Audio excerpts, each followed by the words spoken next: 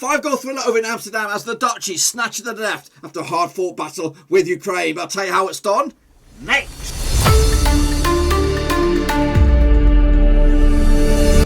That's right, folks, back once again with another match review, looking back at the Dutchies 3-2 win over the Ukraine over in Group C, and we'll get to that in just one second. If you're new to the channel, where the heck are you been, boys? Smash your subscribe and get your bang out today with all things Euro 2020 related, Blackburn Rovers related. Wow, football related at all here. Under one Rooskies. That's right, boys and girls. We're back once again, of course, looking back at the Euros. Big explosive weekend, and this has probably been the game of the week. I want to have a look at that in just a second. Of course, big shout out to the VIPs. Who are they? They are the patrons, of course. Big shout out to you guys for supporting the channel behind the scenes. And of course, if you're new, smash the subscribe, smash the thumbs up, and of course, look in the description, and of course, the details to my other bits and pieces. So let's get into it then, shall we? Of course, have a look at the match itself. It ended up as a 3-2 win in the end, but that already tells you half of the affair. Of course, the Dutchies took a 2-0 lead. Georgie Wijnaldum on the 52nd minute before Wout, of course, made what looked like to be short work of it on the 58th minute to give them a 2-goal cushion. Home and host, you would think, but guess what? There was two goals in 6 minutes there. There was 2 goals in 4 minutes there for the Ukrainians as they fought back. Andriy Yarmolenko with the goal of the bloody tournament so far. Absolute screamer. Roman Narachik also got a bit of a banger as well to put them right back in the thick of things heading into the final 5 minutes. But the Dutchies had more than that left in the tank. Of course, Dumfries, who has had a shit show all day, had saved his best to last and got over the line with the winner with 5 minutes to spare. So 3-2 on the day, 61% possession, of course, for the Dutchies, 39% for the Ukrainians, 15 shots for the Dutchies as well. That's, of course, both on target. In fact, that was just 15 shots. They actually had 4 shots off target, 7 shots on target. As for the Ukraine, they actually had 7 shots, 5 shots on target, 1 off.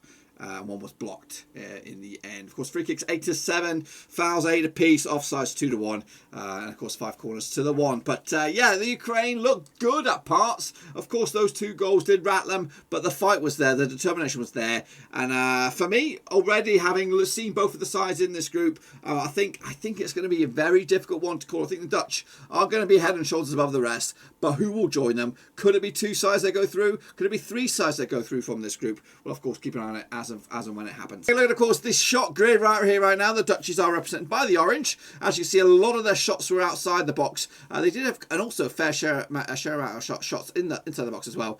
And of course, Pepper, the goalkeeper, as well, getting in there, keeping in the thick of things, and ultimately getting the goals in the back of the net. As for the Ukrainians, again, resorted to long-range shots. Of course, one of them went in the back of the net as well.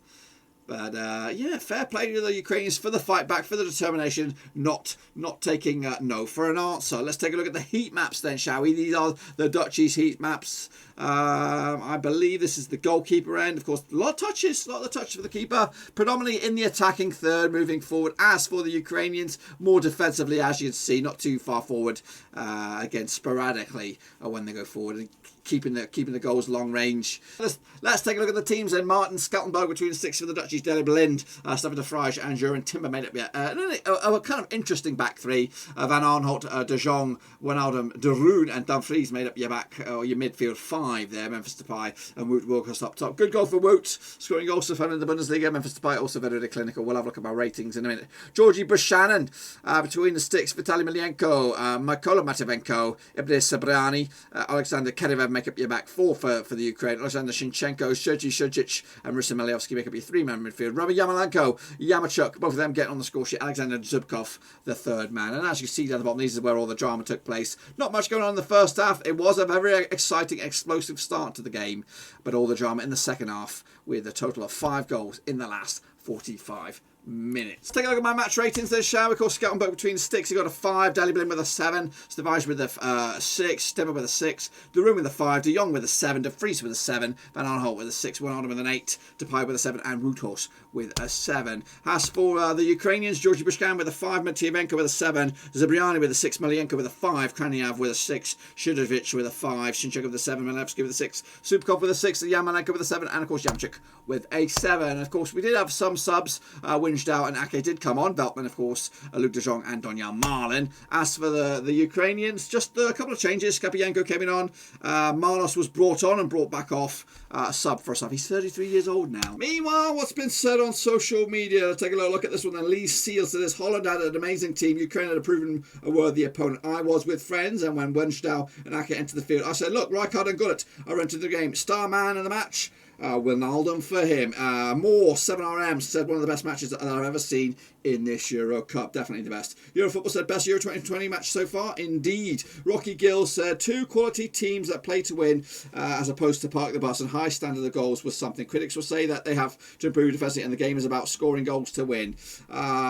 This fella here, a Ukrainian, looks like, thanks to both teams for the game. It was awesome. It was awesome. Very proud about my country, Ukraine. Glory to Ukraine.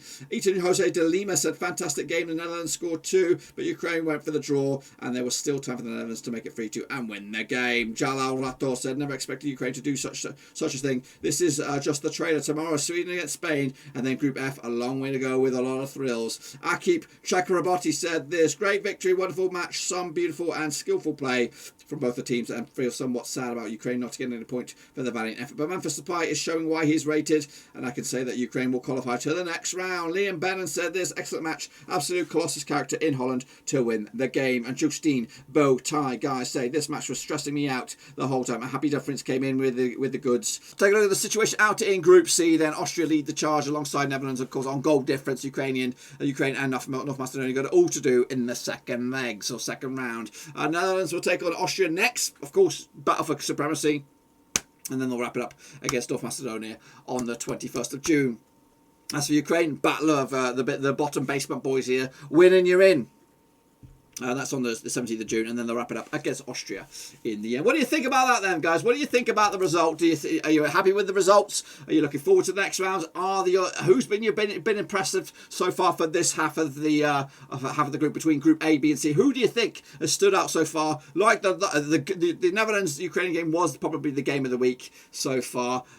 For me, the Belgians look good. The Italians also look good, and a very, very good, resolute performance by the Netherlands, even with a hokey-cokey kind of team. Let me know your thoughts and opinions in the comment section down below, and of course make sure you give the video some love and smash your thumbs up, smash your subscribe, and I'll see you soon for the next one when of course we look forward to match day number 2.